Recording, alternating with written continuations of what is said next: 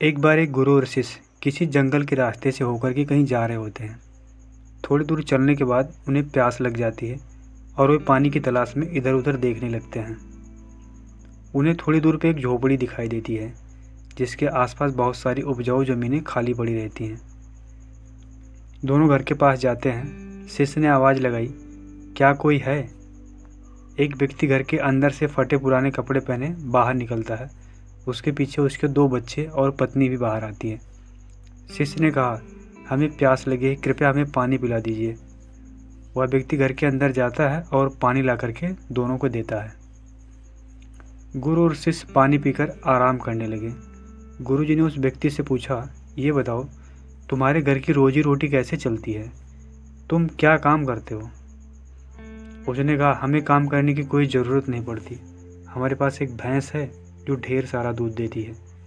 आधे दूध को हम ले जाकर शहर बेच आते हैं और बाकी आधा बचा दूध हम खुद खा लेते हैं।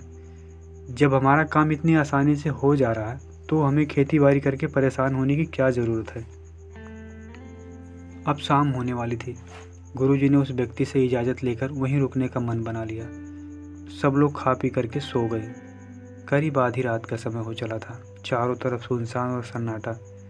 गुरुजी ने अपने शिष्य को धीरे से जगाया और कहा, इसकी भैंस को खोल लो। शिष्य पहले तो हिचकिचाया कि गुरुजी ये बोल क्या रहे हैं। इन्होंने हमेशा हमें सच बोलने और चोरी ना करने की बात सिखाई है और फिर आज कह रहे हैं कि भैंस इसकी खोल लो।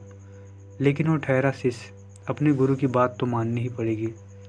दोनों भैंस लेकर चलते चलाते काफ़ी दूर निकल आए और वे भैंस को ऐसी जगह छोड़ दिए जहाँ से वह फिर वापस नहीं आ सकती थी।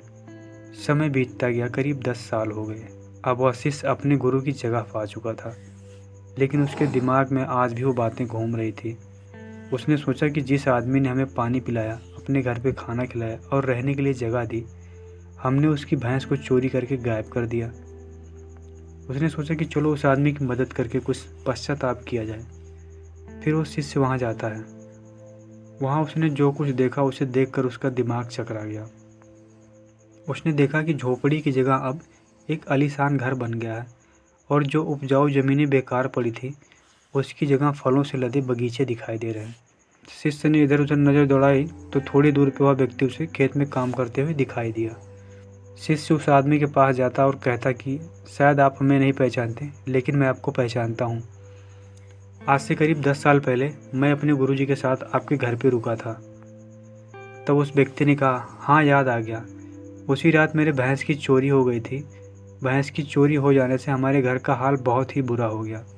हम दाने दाने के मोहताज हो गए थे। उसके बाद हमने हिम्मत जुटाई।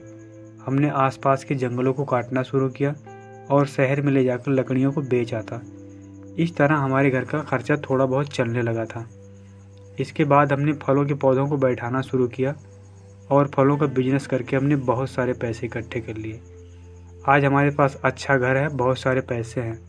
आज हमारा मुकाबला करने वाला आसपास के 10 गांव में कोई नहीं है। सच में अगर वो भैंस चोरी ना हुई होती तो आज भी हम गरीब के गरीब रहते। सो मोरल ऑफ द स्टोरी कि आपको ये देखना है कि आपके लाइफ में भी कहीं कोई ऐसी भैंस तो नहीं जिसकी वजह से आप आराम से खा पी रहे हैं। अगर है मेरे भाई तो उसको जितना जल्दी हो सके उतना जल्दी छोड़ दो।